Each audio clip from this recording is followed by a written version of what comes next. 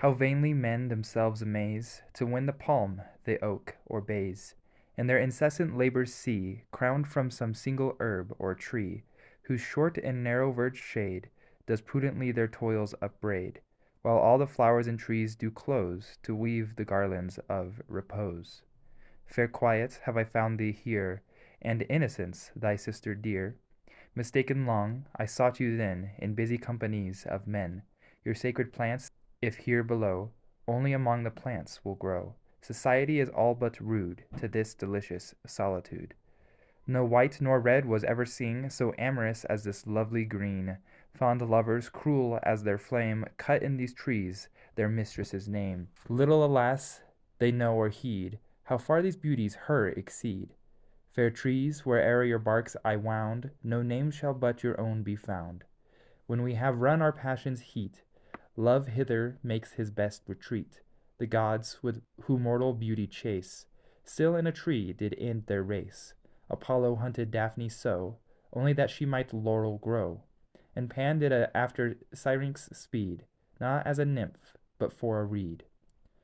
What wondrous life is this I lead! Ripe apples drop about my head, the luscious clusters of their vine upon my mouth do crush their wine, the nectarine and curious peach into my hands themselves do reach. Stumbling on melons as I pass, ensnared with flowers, I fall on grass.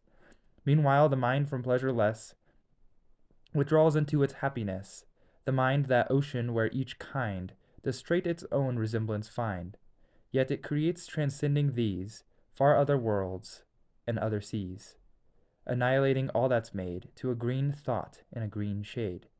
Here at the fountain's sliding foot, or at some fruit tree's mossy root, casting the body's vest aside, my soul into the boughs does glide. There, like a bird, it sits and sings, then wets and claps its silver wings, and till prepared for longer flight, waves in its plumes the various light. Such was that happy garden's state, while man there walked without a mate, after a place so pure and sweet, what other help could yet be meet? But 'twas beyond a mortal's share to wander solitary there. To paradises 'twere in one to live in paradise alone.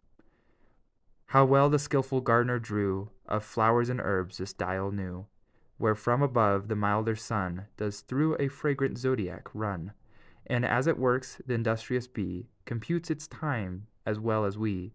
How could such sweet and wholesome hours be reckoned but with herbs and flowers?